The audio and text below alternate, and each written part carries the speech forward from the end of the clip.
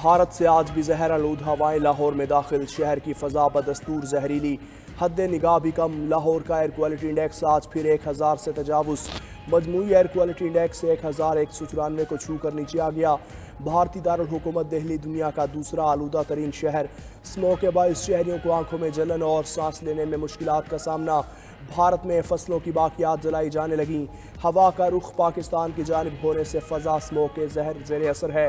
ماہرین کا شہریوں کو ماسک لازمی استعمال کرنے کا مشورہ، گھروں سے غیر ضروری نہ نکلنے کی بھی تلقین۔ پی آئی کی بات کی تھی، اب انشاءاللہ اس کو اوپر مزید کام کرنے کا ارادہ ہے۔ دیکھیں کہ وہ جو میں نے جو کچھ کہا ہے وہ اللہ کرے کہ مٹیریلائز ہو جائے تو ملک کو ایک اچھی ایئر لائن میسر آئے۔ شہباز صاحب بہت محنت کر رہے ہیں اور دن رات وہ کام کر رہے ہیں، اللہ تعالیٰ کے فضل و کرم سے بہت امپروومنٹ آئی ہے۔ پی آئی اے سے متعلق جو بات کی اس پر کام کرنے کا ارادہ ہے۔ قائد مسلم لیگ نون نواز شریف کی امریکہ سے لندن پہنچنے پر گفتگو، کہا پاکستان ٹریک پر آ رہا ہے، ملکی معیشت بہتر ہو رہی ہے۔ شہباز شریف اور مریم نواز پوری محنت کے ساتھ سرگرم ہیں، حکومت کی کوششوں سے مہنگائی میں کمی آئی ہے۔ نواز شریف نے نیو یارک میں گفتگو کرتے ہوئے کہا تھا کہ مریم نواز نے ان سے مشورہ کیا پی آئی اے کو لے لیں اور brand new airline establish کریں جسے ایئر پنجاب کا نام دے۔ میں نے کہا مشاورت کریں، آپ پی آئی اے بھی خرید سکتی ہیں۔ ایئر پنجاب کراچی، لاہور، پشاور، کوئٹہ سے ڈائریکٹ نیو یارک جائے۔ بانی پی ٹی آئی کے وکیل انتظار پنجوتا اٹیک سے بازیاب، پولیس نے تھانہ صدر حسن عبدال کی حدود میں مشکوک گاڑی کو رکنے کا اشارہ کیا، گاڑی کے نہ رکنے پر پولیس نے ناکہ بندی کر دی، مبینہ اغوا کار گاڑی اور مخفی چھوڑ کر فرار ہو گئے۔ مخفی کی شناخت انتظار پنجوتا کے نام سے ہوئی۔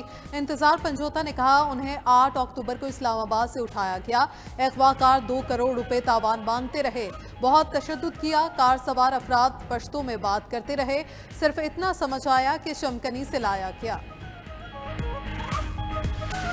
9 تاریخ کو نوابی کے اوپر انشاءاللہ ایک بڑا اجتماع کر رہے ہیں۔ اس فائل نکال کا مطلب یہ ہے کہ بھائی جان گھروں میں بتا کے آ جانا، کیونکہ ہم نے پیچھے نہیں ہٹنا اس کے بعد، تابوت میں بھی آخری کیل ٹھوکنی ہے۔ ایک میرے صوبے کی عوام کی ایک پراپرٹی کے اوپر یہ چڑھ دوڑے ہیں، کیا سوچ کے کوئی پوچھنے والا نہیں ہے ان سے، یا ایک جواب دینی ہے، کسی کو حساب دینا پڑے گا۔ جب تک آئین کو توڑنے والے کو سزائے موت نہیں دی جائے گی، اس ملک میں آئین ٹوٹتا رہے گا۔ وزیر اعلیٰ خیبر پختونخوا الیمین گنڈاپور کا 9 نومبر کو احتجاج کی فائنل کال دینے کا اعلان، بولے پرامن رہ کر بہت مارے کھا لیں، اس بار ہم سر پر کفن باندھ کر نکلیں گے، کہاں جانا ہے، ملک کیسے بند کرنا ہے، سب بتاؤں گا۔ الیمین نے مزید کہا خیبر پختونخوا ہاؤس پر چڑھائی کیا سوچ کر کی، اس کا حساب دینا ہوگا، جب تک آئین توڑنے والے کو سزائے موت نہیں دی جائے گی آئین ٹوٹتا رہے گا۔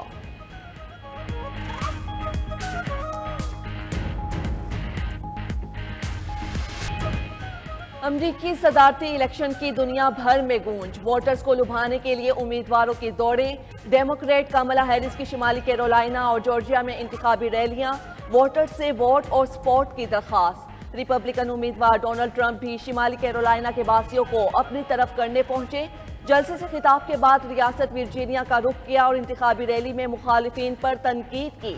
7 میں سے 5 سوئنگ ریاستوں میں ٹرمپ کو برتری، 2 سوئنگ ریاستوں میں کاملا ہیرس اپنے حریف سے آگے، ایریزونا، جارجیا، نیواڈا، شمالی کیرولائنا اور پینسلوینیا میں ٹرمپ کی لیڈ، میشیگن اور وسکونسن میں کاملا ہیرس کو برتری حاصل۔ بائیڈن کی معاشی پالیسیز ناکام رہی، ڈیموکریٹس نے بائیڈن کو صدارتی دور سے باہر کیا، کملا ہیرس بائیڈن سے بھی زیادہ ناکام ہوں گی۔ ریپبلکن صدارتی امیدوار ڈونلڈ ٹرمپ کا انتخابی ریلی سے خطاب، ٹرمپ نے شمالی کیرولائنا سے جیت کا دعویٰ بھی کر دیا۔ ورجینیا میں جلسے سے خطاب میں ٹرمپ بولے اگر کیلیفورنیا میں شفاف الیکشن ہوئے تو ہم ہی جیتیں گے، انتخابی اہلکاروں نے ووٹر کی آئی ڈی مانگی تو ان کو سزا دی جائے گی۔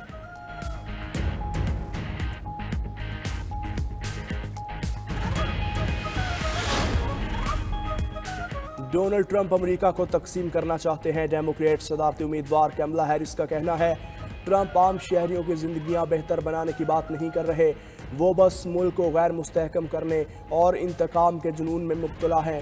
میں منتخب ہوئی تو اولین ترجیحات میں مہنگائی کم کرنا، متوسط طبقے کے ٹیکس میں کٹوتی شامل ہیں۔ شمالی کیرولائنا میں کارکنان سے گفتگو میں ہیرس بولیں، ہم جمہوریت اور لوگوں کے آزادی اظہار رائے کے لیے لڑ رہے ہیں۔ ہم سب چاہتے ہیں کہ مشرق وسطیٰ میں جنگ ختم ہو۔ میں منتخب ہونے پر غزہ سے قیدیوں کی رہائی کے لیے ہر ممکن کوشش کروں گی۔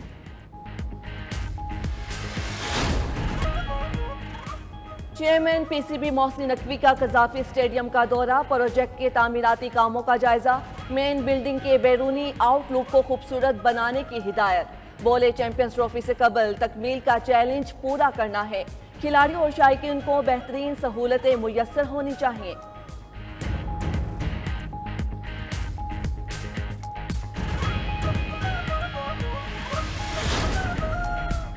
وزیر اعلیٰ پنجاب مریم نواز کا لاہور میں زیر تکمیل PIC2 کا دورہ، اسپتال کے مختلف شعبوں میں جاری تعمیراتی کام کا جائزہ لیا۔ PIC2 کو جلد فنکشنل کرنے کے لیے اقدامات کی ہدایت، کہا PIC2 بننے سے پنجاب انسٹیٹیوٹ آف کارڈیالوجی پر مریضوں کا دباؤ کم ہوگا۔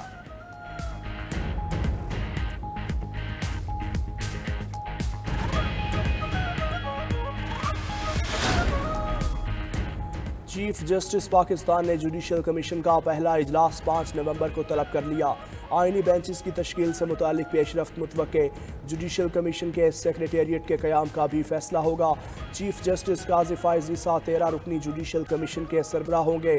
جسٹس منصور علی شاہ اور جسٹس منیب اختر بطور ممبر شامل ہوں گے۔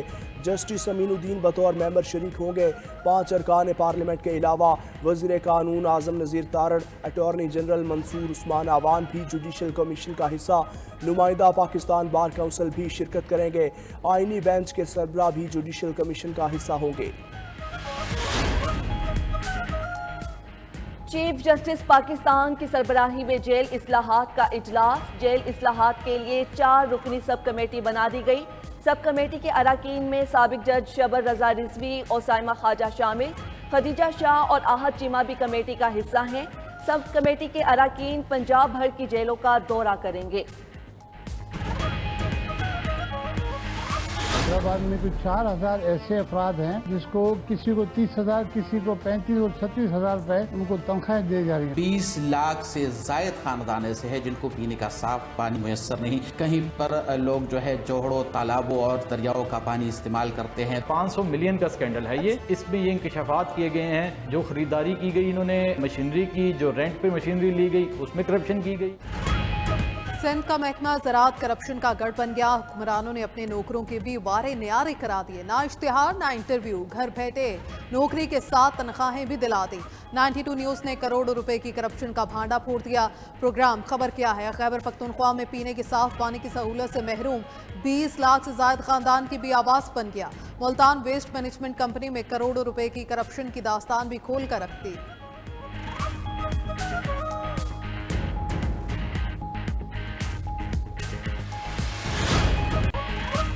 میٹھی اور سحر انگیز آواز، گیتوں کی تازگی، سدا بہار، آواز ایسی پرسوس کے بلبلے صحرا کا لقب پایا۔ لوگ گلوکارہ ریشما کو مداحوں سے بچھڑے 11 برس بیت گئے، لمبی جدائی سہتے پرستاروں کے دل اداس۔